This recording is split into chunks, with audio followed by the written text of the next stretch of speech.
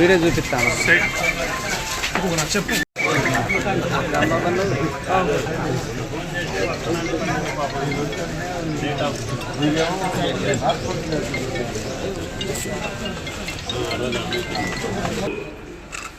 ప్రజాబంధ కార్యదర్శి మిత్రులు రంగారావు గారు, మాజీ శాసనసభ్యులు మా చిరకాల మిత్రులు నర్సయ్య గారు, శేఖర్ గారు, వేదిక మీద ఉన్నటువంటి పార్టీ అనుబంధ సంఘాల పార్టీ ముఖ్యులందరికీ, పెద్దలందరికీ, పత్రికా విలేకరులకి నమస్కారం. సంతోషం. మీ యొక్క పోరాట ఫలితాలు, మీ యొక్క భావజాలం,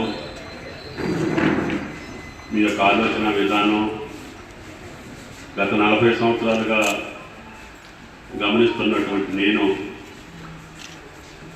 నేను కూడా అటవీ ప్రాంతంలో పుట్టినటువంటి బిడ్డగా, వాళ్ళ కష్టాలు తెలిసినటువంటి వ్యక్తిగా, ముఖ్యంగా మీ పార్టీ బలంగా ఉన్నటువంటి ప్రాంతాల్లోనే నేను ఎక్కువ సమయం గడపటమే కాకుండా మీరు ఎవరి కోసమైతే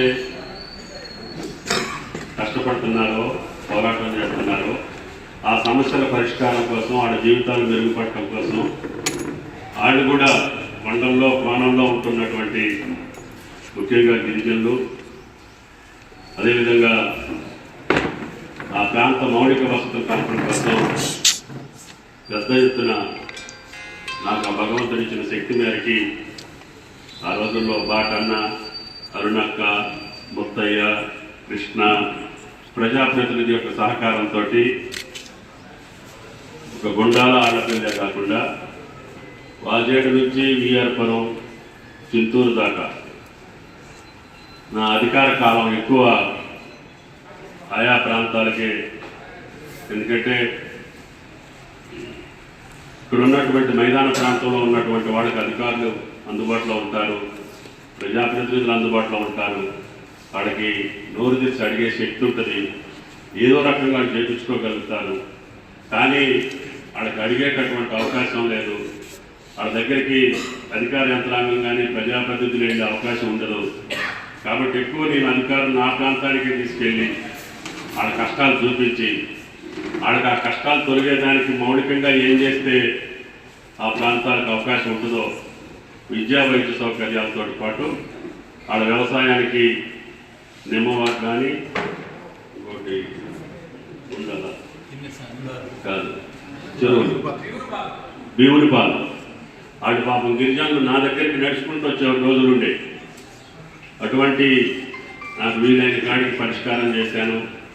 విద్యాపరంగా, వైద్యపరంగా కూడా ముఖ్యంగా ఆ మండలాలకి వాజేడు కావచ్చు, చింతూరు, విఆర్పురం, కోనవరం ఆ రోజుల్లో ఉమ్మడి రాష్ట్రంలో ఉన్నటువంటి వాటికి ఎక్కువ సౌకర్యాలు కల్పించి జిల్లా ఎక్కువ భాగం కొండల్లో, కోణంలో, అటవీ ప్రాంతంలో ఉన్నటువంటి గిరిజన ప్రాంతం కాబట్టి వాటి మేలు కోసమే నేను పనిచేశాను.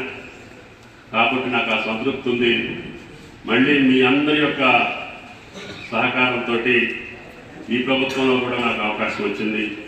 తప్పకుండా మిగిలిన పనులు చేసే శక్తి మీరు ఆ భగవంతుడు నాకు కల్పించాలని చెప్పి మిమ్మల్ని అందరినీ ప్రార్థిస్తూ, తప్పకుండా మీ ఆలోచన విధానానికి అనుగుణంగానే మా పరిపాలన ఉంటుంది. పేదల పక్షాన, బడుగుల పక్షాన, బలహీన వర్గాల పక్షాన ఏం చేయగలుగుతామో అది చేసేటటువంటి అవకాశం తప్పకుండా తీసుకుంటానని చెప్పి విజ్ఞప్తి చేస్తూ, మొన్నటి ఎన్నికల్లో మీరు కొన్ని రోజులు అసలు ప్రజాస్వామిక పద్ధతిలో మేము ఓటు వేయం అన్నప్పుడు కూడా మిమ్మల్ని ఇబ్బంది పెట్టాల, మేము వేసుకుంటాం అన్నప్పుడు కూడా మిమ్మల్ని నేను అడగలేదు.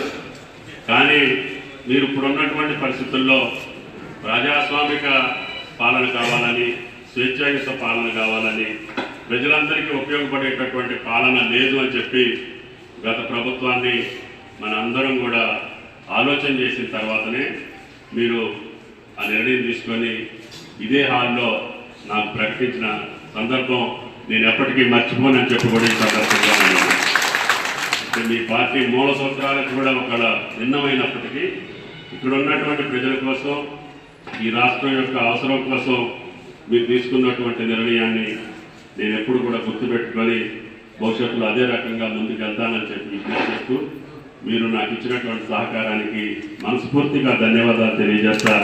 సెలవు. Thank you.